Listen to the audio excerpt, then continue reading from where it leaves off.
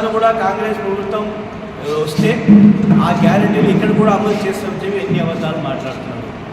తెలంగాణలో 6 గ్యారెంటీలో అమలు చేసేది అది కూడా పూర్తి కాకుండా ఒక బస్, మహిళలకు ఫ్రీ బస్ ఒక స్కీమ్ తప్ప కరెంటు కానీ ఏ విషయంలో మహిళలకు వచ్చే 2500 కానీ పెన్షన్ 4000 చేస్తారని చెప్పి ఎన్నో ఉన్నాయి అట్లాంటి స్కీమ్స్. అది గ్యాస్ విషయంలో కానీ ఏది కూడా పూర్తి కాలేదు. అక్కడ పోయి అవతల మాట్లాడారు. తర్వాత భారతదేశంలో అంటే 2 కుటుంబం ఉన్నాయంట. ఒకటి గాంధీ కుటుంబం, ఒకటి మోదీ కుటుంబం. అయితే భారతదేశంలో 2 కుటుంబాలు ఉంటే మన మహారాష్ట్రలో కానీ మిగతా స్టేట్లో కానీ ఏ గవర్నమెంట్ ఉన్నాయి, ఏ పార్టీతో మీరు అలయన్స్ పెట్టుకుంటున్నారు? ఇప్పుడు మహారాష్ట్ర ఎలక్షన్లప్పుడు అక్కడ మాట్లాడుతున్నారు రేవంత్ రెడ్డి గారు. మహారాష్ట్రలో ఎవరితో అలయన్స్ పెట్టుకున్నాడు? ఉదయ్ ఠాకరేతో, శివసేనతో అలయన్స్ పెట్టుకున్నాడు, శరద్ పవార్ గారితో అలయన్స్ పెట్టుకున్నాడు. మరి వాళ్ళ పార్టీలు కాదా?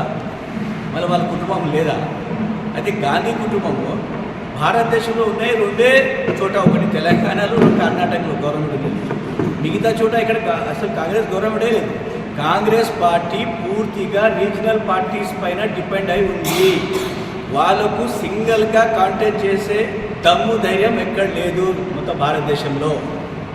వాళ్ళు స్టేట్లో గవర్నమెంట్ రావాలి, భారతదేశంలో వాళ్ళు పవర్లో రావాలంటే రీజనల్ పార్టీ సపోర్ట్ తీసుకొని తోనే రావాలి. రీజనల్ పార్టీ లేకపోతే కాంగ్రెస్ పార్టీ లేదు.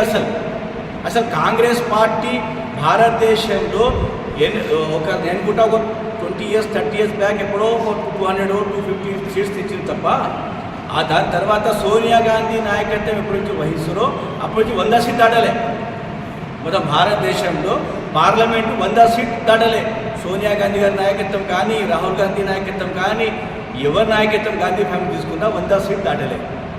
మరి ఈయన అంటాడు 2 కుటుంబాలు ఉన్నాయంట. ఒకటి గాంధీ కుటుంబం, 2 మోదీ కుటుంబం.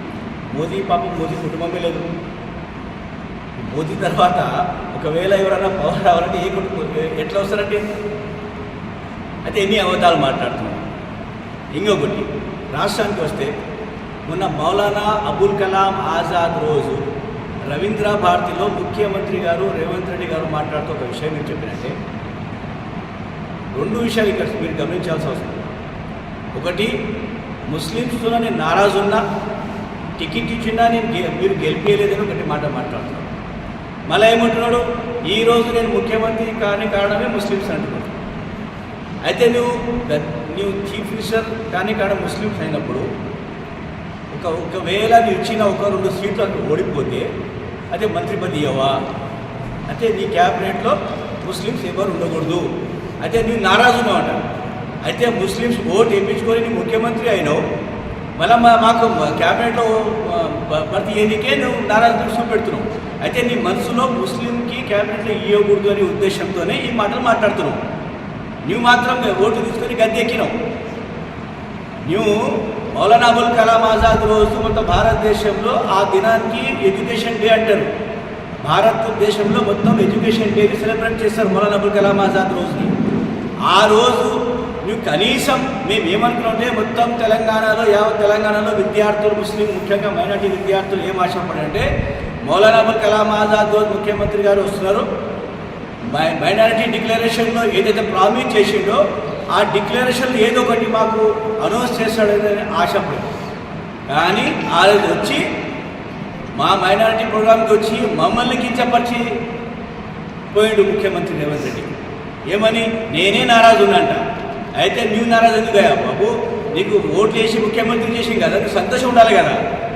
ఇప్పుడు మా కేసీఆర్ గారు 2014లో ఫస్ట్ టైం గవర్నమెంట్ ఫామ్ చేస్తే మాకు ఎమ్మెల్యే ఉన్నా కూడా ఒక ఎమ్మెల్సీ చేసి డిప్యూటీ చీఫ్ మినిస్టర్ ఇచ్చిండు, రెవెన్యూ మంత్రి ఇచ్చిండు. కేసీఆర్ గారు నాకు ఈయన ఎమ్మెల్యే గెలిపించలేదు, అది గెలిపి చెప్పలే. నీకు మనసులో ఉంటే నీవు తీసుకున్న సెకండ్ మినిస్టర్ ఓత్ ముస్లింతో తీసుకోవాలి. 2018లో మన సెకండ్ టైం గవర్నమెంట్ ఫామ్ చేసినప్పుడు కేసీఆర్ గారు ముఖ్యమంత్రిగా ఓత్ తీసుకున్న తర్వాత సెకండ్ ఛాన్స్ మహమూద్ అలీ గారికి ఇచ్చారు హోమ్ మినిస్టర్గా. ఇద్దరే ఓత్ తీసుకున్నారు. అయితే కేసీఆర్ గారు ముస్లిమ్స్కి ఇంత గౌరవించారు, రేవంత్ రెడ్డి గారు ఏం చేస్తారు ఒకసారి తెలంగాణ సమాజం ఆలోచించాలి. తెలంగాణలో ఈరోజు మైనారిటీ పట్ల రేవంత్ రెడ్డి ఎంత అన్యాయం చేస్తున్నారో ఒకసారి గమనించండి మీరు. నేను మహారాష్ట్ర ముఖ్యంగా మైనారిటీస్కి నేను అప్పీల్ చేస్తున్న తెలంగాణ నుంచి, ఈ దొంగ కాంగ్రెస్ గ్యారెంటీస్ని నమ్మకూడదు. వీళ్ళు దొంగల మాటలు మాట్లాడతారు, అబద్ధాలు మాట్లాడతారు. ఇప్పుడు కర్ణాటకలో ఫ్రీ బస్ తీసేస్తామని చెప్పి మొన్న గవర్నమెంట్ స్టేట్మెంట్ ఇచ్చింది. సిద్ధరామయ్య గారు అక్కడ శివకుమార్ గారు ఏమైనా ఈ స్కీమ్ వల్ల బాగా మాకు ఇబ్బంది అవుతుంది, దాని కొరకే ఈ స్కీమ్ తీసేసేయాలని చెప్పి ఉద్దేశంతో ఉందని చెప్పి ఒక స్టేట్మెంట్ వచ్చింది పేపర్లో. మీరు ఆలోచించండి. అదొకటి. ఇప్పుడు మహారాష్ట్రలో మళ్ళీ 6 గ్యారెంటీలు, 7 గ్యారెంటీలు, 8 గ్యారెంటీలు, ఏదైనా నాకు అర్థం కాదు. గ్యారెంటీ లేని నువ్వు ఇప్పుడు చేసే పని నువ్వు చూపించుకున్న గ్యారెంటీను ఆ గ్యారెంటీ ఒకరికి అమలు చేస్తలేవు. ఇప్పుడు మైనారిటీకి 4,000 బడ్జెట్ ఇస్తానని చెప్పి నువ్వే మైనారిటీ డిక్లరేషన్లో చెప్పినావు. ఈడ ఉంది minority declaration. Congress party election before ఒక డిక్లరేషన్ చేసింది. దాంట్లో ఏముంది? మేము వితిన్ 6 monthsలో క్యాస్ట్ సెన్సస్ చేసి రిజర్వేషన్ చేస్తామని చెప్పింది. అది పోయింది. ఇప్పుడు బ్యాక్వర్డ్ క్లాస్లో దాంట్లో మెన్షన్ కూడా చేయలేదు, మైనారిటీస్ అని మెన్షన్ చేయలేదు, ఓన్లీ బ్యాక్వర్డ్ క్లాస్ అని పెట్టింది. అది ఒకటి. తర్వాత 4,000 కోట్లు ప్రతి సంవత్సరం, మరి 1,000 కోట్లు అదనంగా సబ్సిడైజ్ లోన్స్ కొరకు, యూత్ కొరకు సబ్సిడైజ్ లోన్ పెడతామని చెప్పి ఒక 1,000 కోట్లు పెడతామని చెప్పింది. అయితే ఇంకా 4,000 ప్లస్ 1,000 5,000 కోట్లు అవి మొన్న పెట్టినట్ల బడ్జెట్లో ఉంటే అది కేవలం మన రాష్ట్రంలో ఉంటే వాళ్ళు రాష్ట్రం గురించి ఆలోచిస్తారు. నేషనల్ పార్టీ ఎప్పుడు మా మైనారిటీ గురించి ఏం చేయలేదు. అదేవిధంగా ఇప్పుడు నేను వస్తున్నప్పుడు చూసిన కాలోజీ కళాక్షేత్రం ఉంది కదా, దానిపైన ఇంగ్లీష్లో ఉంది, తెలుగులో ఉంది. ఉర్దూ ఎక్కడ పోయిందయ్యా? ఉర్దూలో ఎందుకు పెట్టలే? ఇప్పుడు నువ్వు మైనారిటీస్ గురించి మాట్లాడుతున్నావు కదా, కాంగ్రెస్ పార్టీ సెక్యులర్ పార్టీ అంటున్నావు. మీ సెక్యులరిజం ఎక్కడ పోయింది? మళ్ళా ఇంకొకటి ఏమను, కేసీఆర్ సార్ का नाम नहीं करते तो मैं स्टेट में అన్నాడు. కేసీఆర్ పేరు లేకుండా చేశాను ఆయన. ఇప్పుడు ఈ కాలేజ్ చేసిన ఎవరికి శాంక్షన్ చేసి ఎవరు కట్టిరండి? మరి ఎందుకు వస్తుంది ఇనాగ్రేషన్కి 19కి? అది వినయ్ భాస్కర్ గారు నాయకత్వం కట్టింది కదా అది. మళ్ళీ ఇప్పుడు ఎందుకు వస్తుంది దానికి ఇనాగ్రేషన్కి? అన్ని అబద్ధాలు మాట్లాడు. మైక్ వస్తే ఏమని మాట్లాడతాడు, నోటికి వచ్చిన మాట్లాడతాడు. ముఖ్యమంత్రి ఉన్నది కాబట్టి ఉండదు. దాని కొరకే ఇప్పుడు మీరు ఈ మధ్యలో చూస్తూ కేటీఆర్ గారు, హరీష్ రావు గారు ఎక్కడ వెళ్తే ఒకవేళ ఆ సిగ్నల్ కాడ ఆపి ఉంటే పబ్లిక్ వచ్చి ఇట్లా అద్దాలు కొట్టి, సార్ తప్పు చేసినాం, మళ్ళీ మీరే రావాలి, మళ్ళీ మీరే మంచోళ్ళు సార్, మీరే రావాలని ఈరోజు పబ్లిక్ ఇట్లా అద్దాలు ఇక్కడ వచ్చి కార్కాడ వచ్చి పబ్లిక్ చెప్తున్నారు. ఎప్పుడైనా చూసిరా? ఇక్కడ ఎప్పుడైనా చూసిరా? పబ్లిక్ వచ్చి కేటీఆర్ గారిని హరీష్ రావు చూసి సార్ మీరే రావాలి సార్, తప్పు అయిపోయింది సార్, ఆ కాంగ్రెస్ దొంగలు నమ్మి మేము తప్పు చేసినాం సార్, అది గ్యారంటీ విషయంలో తప్పు అయిపోయింది సార్, మేము మళ్ళీ మీరే రావాలి సార్, మీరు వస్తేనే బాగుంటుంది సార్ అని ఈరోజు పబ్లిక్లో వచ్చింది. ఈరోజు కాలోజీ కళాక్షేత్రం, ఇప్పుడు నాగోజీ ఉంది కదా, ఇప్పుడు కాలోజీ కళాక్షేత్రం, దాంట్లో ఉర్దూలో పేరు లేదు.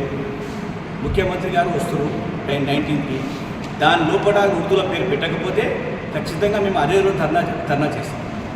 అది ఒకటి. తర్వాత మీకు షాదీఖానాది, ఇప్పుడు షాదీఖానా 2022లో 1800 స్క్వేర్ యార్డ్ శాంక్షన్ చేసి దగ్గర 5 కోట్లు శాంక్షన్ చేసి సగం పనులు పూర్తి అయిపోయాయి.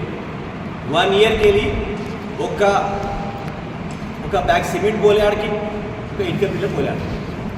అయితే కాంగ్రెస్ గవర్నమెంట్ మైనారిటీ విషయంలో పూర్తిగా నెగ్లెక్ట్ చేస్తుంది. కేసీఆర్ గారు ఏ విధంగా మైనారిటీ డెవలప్ చేయాలి ఉద్దేశంతోనో ముందుకెళ్ళినో దానికి ఖచ్చితంగా దానికి బ్రేక్ వేసింది కాంగ్రెస్ గవర్నమెంట్. ఎక్కడ కాంగ్రెస్ ఎమ్మెల్యేలు కానీ, ఆ షాదీఖానా కానీ, ఆ టెంపుల్స్ బిల్డింగ్స్ కానీ అసలు పట్టించుకుంటలేరండి. కాంగ్రెస్ గవర్నమెంట్లో మొన్న మీరు చూసిరు, టెంపుల్స్ బిల్డింగ్స్లో 65 బిల్డింగ్స్కి లాగేసారు ఒకటే రోజులో. ఎక్కడైనా గురుకుల స్కూల్స్కి లాగేసారండి ఎప్పుడైనా 10 సంవత్సరంలో? కానీ కాంగ్రెస్ గవర్నమెంట్లో ఒక 1 month బ్యాక్ దగ్గర 65 స్కూల్స్కి ఓనర్స్ లాగేసారు. నీ కొడంగల్లో మళ్ళా నీ రాజీనామా చేసి మళ్ళీ నువ్వు గెలువు చూద్దాం. కేటీఆర్ గారిని ఎట్లానో ఏదో కేసులు ఇరికియాలని చూస్తున్నాం. కేటీఆర్ గారు ఒక్కరున్నారా? వేల లక్షల మంది కేటీఆర్ సార్కి ఫాలోవర్స్ ఉన్నారు. ఊరుకుంటారా? నువ్వు అరెస్ట్ చేసి చూపెట్టు కేటీఆర్ చెప్పుకోనికే సెక్యులరిజం తప్ప ఎక్కడ సెక్యులరిజం చూపెట్టలేదు. ఒకవేళ సెక్యులరిజం ఉంటే ఇప్పుడు ఉర్దూలో పేరు ఫస్ట్ రాయాలి, మేము చెప్పాలి దానికి. ఇప్పుడు రాహుల్ గాంధీ భారత్ జోడో యాత్ర అన్నీ తిరుగుతున్నాడు. మళ్ళీ తెలంగాణలో వచ్చి పెద్ద పెద్ద మాట్లాడిపోయాడు కదా. మళ్ళీ తెలంగాణలో మైనార్టీకి మంత్రి పదవి ఎందుకు అడుగుతున్నారు రాహుల్ గాంధీ గారు ముఖ్యమంత్రిని? అనుకోనికే